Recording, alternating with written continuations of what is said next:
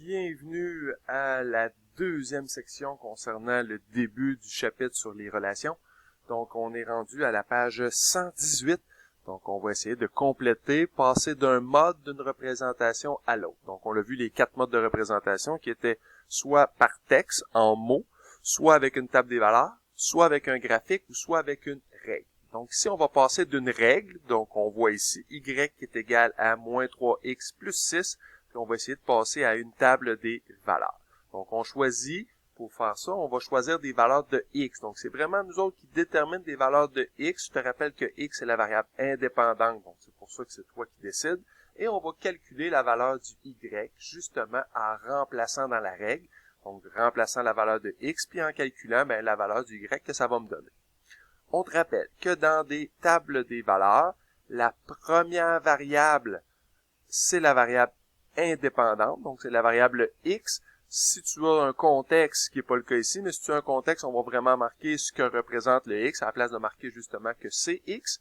Puis c'est moi qui ai choisi des valeurs, j'ai décidé de prendre 0, 2, 5, moins 3 et 10. Donc tu vois ici que dans une table des valeurs, c'est pas ordonné, donc les bons ne sont pas réguliers. Rien ne t'empêche de monter. Après ça, après mon 5, j'ai descendu à moins 3, puis j'ai remonté à moins 10 par la suite. Donc, il n'y a vraiment pas d'ordre dans une table des valeurs. C'est vraiment aléatoire. C'est toi qui détermine, qui décide des valeurs de x. Comme j'ai déterminé la valeur de x qui valait 0, donc je m'en viens ici dans ma règle, et je peux arriver et dire que si je remplace le x par la valeur que moi j'ai donnée, c'est-à-dire 0, ça devrait me donner moins 3 fois 0, donc il va me donner 0, plus 6, donc je le sais que mon y va prendre la valeur de 6. Donc, dans le fond, quand je remplace le x par 0 et que je calcule dans ma règle, mon y devrait me donner 6. Quand je remplace le x par 2, je m'en viens ici et à la place de mon 0, je remplace ça par 2. Donc, dans le fond, je vais avoir moins 3 fois 2, qui me donne moins 6, plus 6, donc moins 6 plus 6 devrait me donner 0. Donc, je devrais obtenir 0 comme valeur quand mon x vaut 2. Et tu vois le principe, je pourrais refaire ça pour plusieurs, je vais effacer ici, je pourrais faire ça pour toutes mes données. Je les ai déjà calculées, donc le premier, c'est supposé de me donner 6, le deuxième, ça me donne 0. Quand je remplace mon x par 5, moins 3 fois 5, ça me donne moins 15, plus 6, ça me donne moins 9. Donc, très possible d'avoir des valeurs qui sont négatives. Puis ici, quand je remplace par une valeur négative, justement mon moins 3, on te rappelle que moins 3 fois moins 3, ça va me donner un positif. Donc, 2 négatifs multipliés ensemble me donnent un positif, plus 9, plus 6, ce qui me donne mon plus 15. Donc, je remplace dans ma règle les valeurs que moi j'ai déterminées, que j'ai choisies pour le x. On s'en va à une deuxième forme de représentation. Désolé pour le petit moment, un appel très urgent. Donc, dans le fond, on poursuit avec le deuxième qu'on a dit, graphique, table des valeurs. Donc, on va repérer les points qui arrivent juste dans le graphique, puis on va les placer dans la table des valeurs. Donc, on va déterminer les valeurs des x et les valeurs des y. Donc, je me prends un crayon et je vérifie dans mon graphique les valeurs qui arrivent juste. Donc, ce point-ci a l'air d'arriver juste au niveau du quadrillage. Ce point-ci arrive juste. Ce point-ci aussi. Dans le fond, j'ai plusieurs points. J'en ai même déterminé 5. On va prendre, nous, les 5, mais tu vas voir que tu n'es pas obligé de prendre les 5 au complet. Donc, ici, table des valeurs. On sait que ça, c'est supposé d'être la valeur des x. Donc, le x, on regarde ici, c'est supposé d'être le nombre de vêtements vendus et la variable y, celle qui va dépendre, donc c'est le salaire. Donc, exemple, pour 0 vêtements vendus, je vais être capable de déterminer son salaire. Donc, je m'en viens placer mes variables. Donc, nombre de vêtements et le salaire. Donc, je te rappelle que indépendante, le x et la dépendante, le salaire. On va faire la même chose qu'on a fait en haut. On va venir prendre les valeurs de x. Donc, je regarde ici les points qui arrivaient juste à 0 vêtements vendus, à 4 vêtements vendus, à 8, à 12 et à 16. Puis, je suis capable en même temps de déterminer le salaire. Donc, à 0 vêtements vendus, je suis à 20, à 40, je reçois 60 $. Donc, je peux vérifier les graduations. Donc, quand j'ai 0 vêtements vendus, donc même si tu me dis, tu rentres au travail, puis aujourd'hui, malheureusement, ça n'a pas bien été dans tes ventes de vêtements, tu reçois quand même un salaire de 60 $. Donc, quand j'arrive et que je remplace à 0 vêtements vendus, je fais quand même un salaire de 60 $. À 4 vêtements vendus, c'est mon deuxième point qui arrive juste. Quand je compte, j'arrive à 20, à 40, à 60 et j'ai comme une graduation de plus. J'arrive donc à 70 $. À 8 vêtements vendus, j'obtiens 80 $. Donc, j'indique ça dans ma table des valeurs. À 12 vêtements vendus, j'ai 90 $. Et finalement, à 16 vêtements vendus, j'ai 100 $. Je te rappelle que tu n'es pas obligé de marquer les 5. Une table des valeurs, ça nous prend habituellement minimum 3 points. Donc, vu qu'on me fournissait une table des valeurs ici avec 5 espaces, on a vraiment rempli les 5 points. Mais habituellement, une table des valeurs, quand tu as 3 coupes de points, habituellement, c'est suffisant. On s'en va à la prochaine. Donc, passer d'une situation en mots, puis mettre ça dans un graphique. On parle ici d'une table des valeurs. Tu vas bien voir que pour passer d'un mot à table des valeurs, j'ai pas le choix. Il faut absolument que je fasse ce que j'ai fait à l'autre étape suivante, me faire une petite table des valeurs. Donc, ils me disent, pour passer d'une situation en mots à un graphique, il faut tout d'abord réaliser une table des valeurs. On va pouvoir par la suite choisir la graduation des axes, puis placer nos points à l'intérieur, mettons, de mon graphique. Donc, ils me disent comme situation que Marie a reçu une plante qui mesurait 5 cm pour la Saint-Valentin. Donc, la taille de cette plante augmente de 2 cm à tous les jours. Marie note la taille de la plante à tous les jours, puis elle va essayer de tracer le graphique avec cette situation. Donc, comme on vient de te mentionner, on va, avant de faire le graphique, on va se faire une petite table des valeurs. On te rappelle qu'il y a toujours deux composantes, deux variables. Dans cette situation-là, ici, on voit il y a la taille de la plante, donc on voit la grandeur. Donc, la taille de la plante, c'est sûr que ça va être une des variables. Puis l'autre, ben, je pense bien que ça va être, vu que ça varie à tous les jours, donc ça va être mon nombre de jours.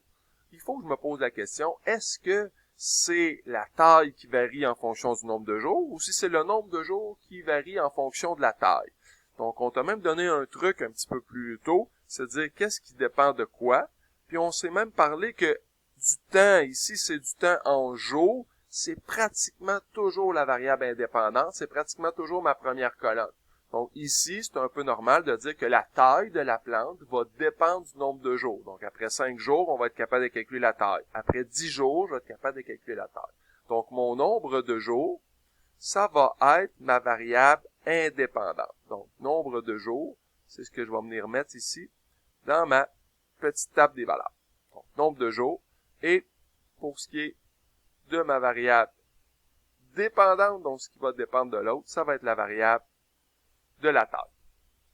Donc, au nombre de jours, quand elle reçoit sa plante, au nombre de jours 0, on disait qu'elle mesurait déjà 5 cm. Donc, le nombre de jours 0, j'ai quand même déjà une hauteur de plante, elle mesurait 5 cm. Vu que ma plante augmente de 2 cm à tous les jours, ben, le jour 1, je devrais avoir 2 cm de plus, je devrais être rendu à 7 cm. Mon jour 2, je devrais avoir 2 cm de plus encore, 9. Puis je te rappelle qu'une table des valeurs, habituellement, j'ai besoin de 3 données. Mais ici, vu que je fais des petits bons, je fais de 1 à 2. Il n'y a rien qui m'empêche de mettre après 5 jours. Donc, je te rappelle que la graduation dans une table des valeurs, on n'est pas obligé de respecter une graduation. Donc, je peux passer d'un grand nombre de jours à un petit. Je peux me promener comme je désire. Donc, après 5 jours, vu que ma taille était de 5 en partant et que je gradue de plus 2, plus 2, plus 2 à chacun des jours, donc je devrais être rendu à un total de 15 cm après mon 5 jours. Donc 5 fois 2, parce que c'est à 2 cm par jour, plus mon 5 initial.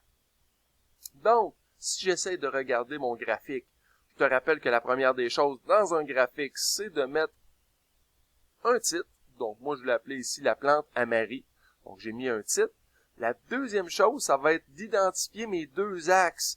Donc, je te rappelle que l'axe qui est ici, c'est l'axe des X, ça devrait être mon nombre de jours. Et l'axe des Y, l'axe vertical, ça devrait être la taille de ma plante.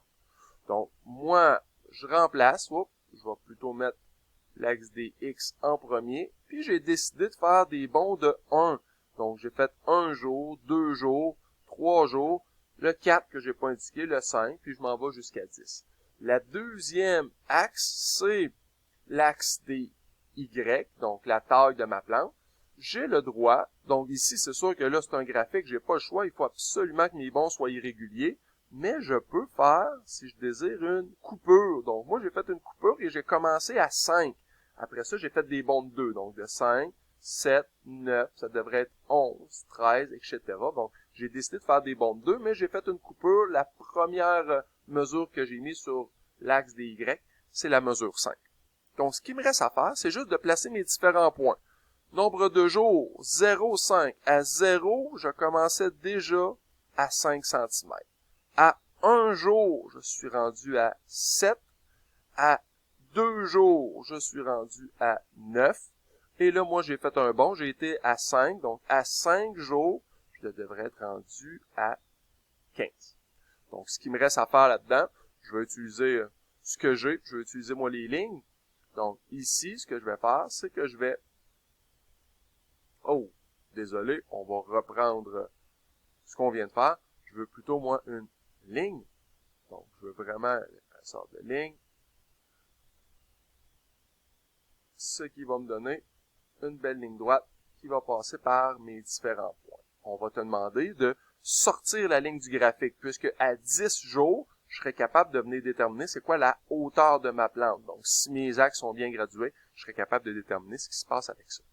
Donc, tu vois un petit peu comment passer d'un mode à l'autre. Donc, des fois, si on te demande de passer d'une table des valeurs à un graphique, de passer d'un graphique à une table des valeurs, ou d'une situation en mots à n'importe quelle autre situation ou une mode de représentation, je pense que tu vas être capable de te débrouiller. Il me reste une dernière petite chose à te montrer. Donc, je vais te demander d'aller à la dernière page. C'est encore une fois un petit rappel concernant les situations de proportionnalité. Donc, une situation de proportionnalité, ce qu'on se dit, c'est une relation qui, à l'exception du couple 0-0, mais tous les autres points sont des rapports ou des taux équivalents. Donc, j'ai une situation ici, ils me disent que Christiane part en voyage, sa voiture roule à une vitesse constante de 100 km/h. Donc, on s'intéresse à la distance parcourue par le véhicule selon le temps écoulé depuis le départ. Donc, si on se fie, le temps pratiquement toujours en X, donc le temps c'est ma variable indépendante, et la distance qu'elle va avoir parcourue, ça va dépendre du temps depuis lequel elle est partie. Donc, 0, si on s'en va à 0 heure, ben, on devrait avoir 0 km de fête. Après 1 heure, on devrait avoir 100 km de fête, 2 heures, 200, etc. Ce qu'on veut dire par le fait d'avoir des rapports qui sont identiques, c'est si je prends la valeur de la variable dépendante et je la mets sur la variable indépendante, j'oublie, comme on a mentionné tout à l'heure, on oublie le principe du 0,0. Donc, ce couple-là, je peux pas le prendre malheureusement pour vérifier, mais 100 sur 1, mon 200 sur 2, mon 300 sur 3, ça va me donner toujours des taux qui sont identiques, ici, qui me donne mon taux unitaire, qui est de 100 km/h. Donc, dans le fond, c'est juste de vérifier qu'est-ce qui se passe dans ma table des valeurs. Est-ce que tous les rapports sont identiques? Un truc beaucoup plus facile, c'est quand tu as un graphique.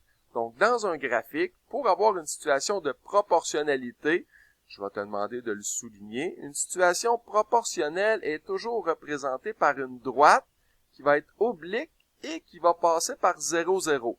Donc, j'ai pas le choix, là, pour avoir une situation de proportionnalité, il faut absolument que je passe par 0, 0, puis ça va me donner une droite. Donc, je pourrais pas avoir une ligne qui est une ligne brisée, c'est absolument une droite. Quand ils me disent une droite oblique, c'est juste qu'elle pourrait monter moins rapidement ou monter plus rapidement, mais c'est une droite oblique qui passe obligatoirement par 0, 0. Donc, une situation de proportionnalité, graphiquement, ça passe par 0, 0, et ça monte avec une droite oblique, une ligne droite, et dans une table des valeurs, ben, pour vérifier, il faut que je vérifie que chacun des rapports me donne toujours la même chose, que ce soit une égalité, à l'exception du premier couple, qui est le couple 0, 0.